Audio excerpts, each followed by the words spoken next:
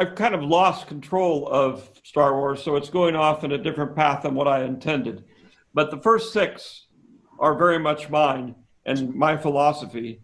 And I think that philosophy sort of goes beyond any particular time because it's based on history, it's based on philosophy, it's based on a lot of things. Since the acquisition in 2012, the creation of George Lucas has been mistreated and mishandled. The fans have also been disrespected time after time, and gaslit with the fallacy that the expanded universe was never considered canon. Disney also refused to take accountability for their own failures, using the tactic of preemptively blaming the fans. They discarded the foundation of Star Wars and thought that they could get by on the brand name alone. Over a decade later, the story continues to move further and further away from the original vision, and now people are pretty apathetic towards the franchise. The Star Wars saga is the 6 movies made by George Lucas and the expanded universe that he authorized, approved, contributed, and utilized. By definition, canon cannot be dictated, it's established. And there's countless videos and sources on this channel that back up that statement. If your argument is that George Lucas didn't write the expanded universe, well, he didn't write any of what Disney has made either. But for some reason, people refuse to give the EU a chance, but will then go on to watch every single Disney show, no matter how damaging or disappointing. The Hope Grifters have spread fake news rumours for years about the Lucasfilm Civil War, and that Kathleen Kennedy is going to get fired, and then she'll be replaced by Dave Filoni, and then he'll take over and save Star Wars. If you haven't realised this, let me be the first to say, when she leaves, absolutely nothing is going to change, because the problem runs a lot deeper than one person. Dave Filoni has been destroying Star Wars canon since working on the Clone Wars before the Disney acquisition.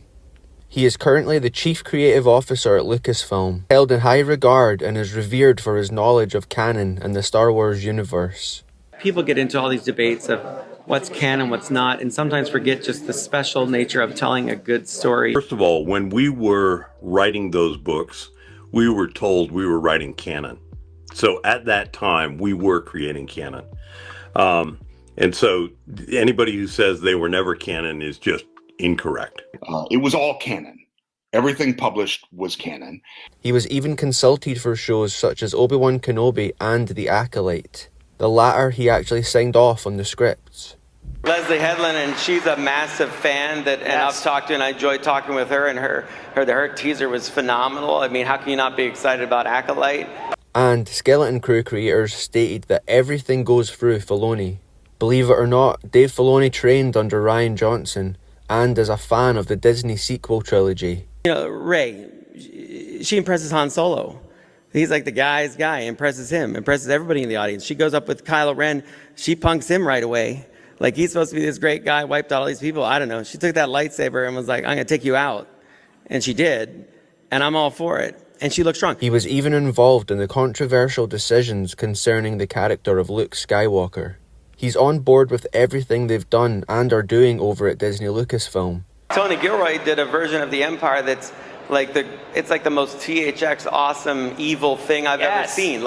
And so I love all that, and that's inspiring. We inspire each other. It's a big collective effort at Lucasfilm. Yeah, I don't get into this debate of what's better than what. I don't care. I like it all. I like all the people in it, and I like all the fans. That's just how I feel. I like it all. I like it all. I like it all. I like it all. And they even stated that they will continue to tie everything into the Disney trilogy. There are countless more examples of how Disney Lucasfilm and specific employees have tarnished the name of Star Wars, but I'd rather leave you with a hopeful message.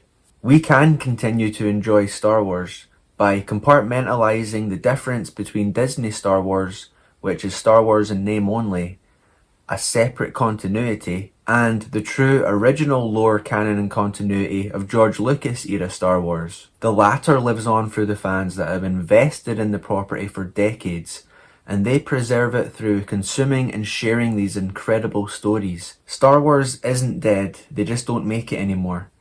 Disney Star Wars, on the other hand, is a failure, but George Lucas era Star Wars is timeless, and it always will be. True passionate Star Wars fans shouldn't have to wait on news articles, rumours, and disjointed Disney continuity.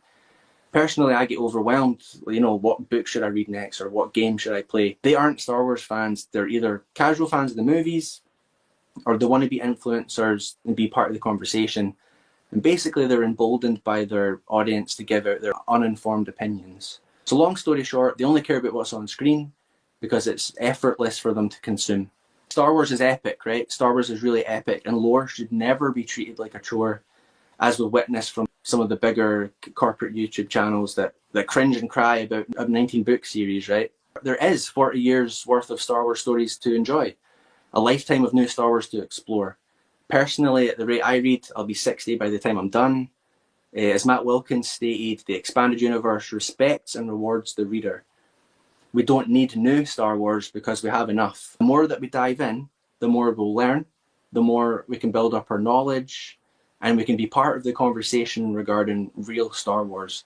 And then we'll be well equipped to counter misconceptions and misrepresentations of the history of this beloved franchise. We do so by continuing to learn and share what we learn with others through research and passion. That's an important factor, passion. So let's make it a goal, folks. Let's persist to keep on doing our best to preserve the real, true, original lore, canon, and continuity of George Lucas era Star Wars. Gatekeep what you love and do it now. So thanks to George Lucas for creating this universe, and long live the expanded universe, and lang may your lums reek. When asked about sequels, George had this to say: "Whatever it is that happens afterwards, that isn't the core Star Wars story that I like to tell. There really isn't any story to tell there. It's been covered in the books and video games and comic books, which are things that I think are incredibly creative. When the licensing people came and asked, can we do novels? I said, do sequels. During the Tribeca Film Festival, Lucas explained that his trilogy idea would have more or less picked up the mantle laid down by the Expanded Universe novels.